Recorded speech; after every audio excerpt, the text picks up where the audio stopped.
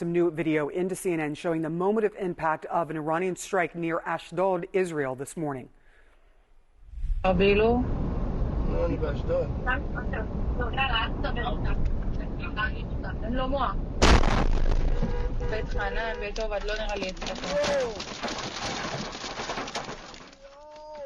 Seeing there on the side of the road and the response from those in the car. Also this morning, Israeli forces are hammering sites across Tehran. Our CNN team on the ground capturing huge clouds of smoke shrouding parts of the city. The Israeli military said its targets were the headquarters of the Iranian Revolutionary Guard and other regime sites. They also claim to have hit airports and missile storage facilities earlier this morning. Let's bring in Lieutenant Colonel Jonathan Conricus, a former IDF spokesperson and senior fellow at the Foundation for the Defense of Democracies. Thank you so much for joining us this morning. First of all, Israel's really been concentrating over these many days on striking Iran's nuclear facilities and capabilities. That seemed to change this morning, where Israel is striking government facilities and the regime's most feared enforcers.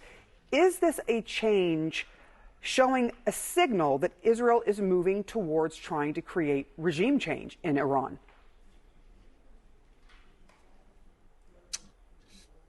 You could interpret it, well, hello, and nice to be on the show. You could indeed interpret it in that way, and I think it would make sense that is indeed what's happening. But you could also interpret it as the Israeli government or the defense establishment signaling to the Iranians that if you continue to fire at Israel, which the Iranian regime has been doing, then Israel will escalate and we will higher the stakes for the Iranian regime, indicating that the first objective of dismantling Iran's nuclear weapons program is being dealt with, and that things can escalate that would really threaten the regime unless the Iranian regime understands the severity of the situation that it is in and stops firing missiles at Israeli civilians.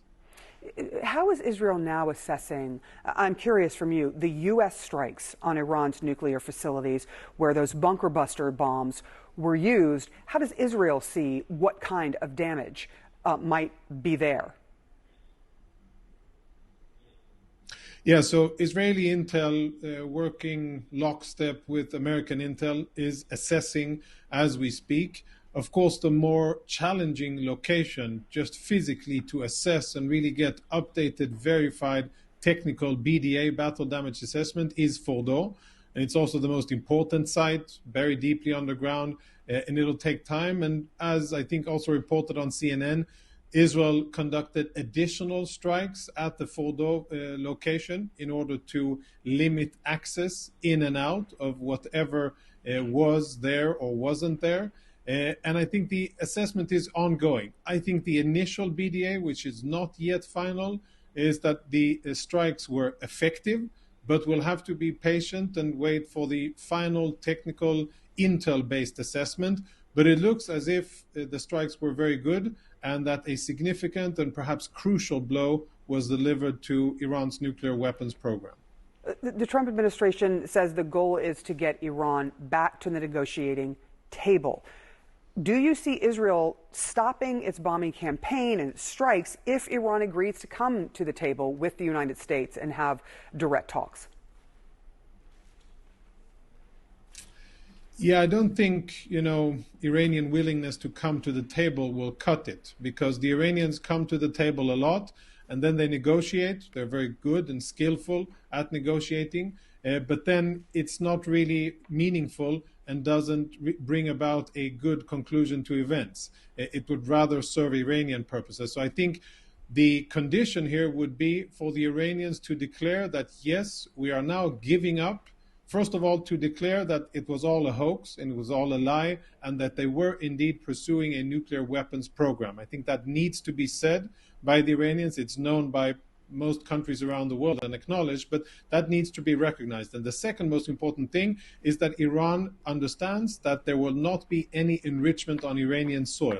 If the Iranian regime says that and is willing to come and negotiate, then I think Israel would have to, based on U.S. directives, to call it a day. I think that Israel would like to continue because Israelis are still threatened by Iranian ballistic missiles, and Israel is still surrounded by terrorist organizations that the Iranian regime has paid for and supplied with weapons. Those are two very important targets that Israel wants to achieve, because Israel has been facing, the brunt of Iranian aggression over the last 20, 25 years. Now is the time, the opportunity for Israel to change that reality. But I think bottom line, Israel will coordinate its steps, continue to coordinate its steps according to US interest and directives. And I don't see a situation where Israel will diverge from whatever the US administration thinks is the best way forward for peace and stability and for positive things to happen in the region. All right, we will wait and see. Lieutenant Colonel Jonathan Conricus, thank you so much for your analysis there this morning.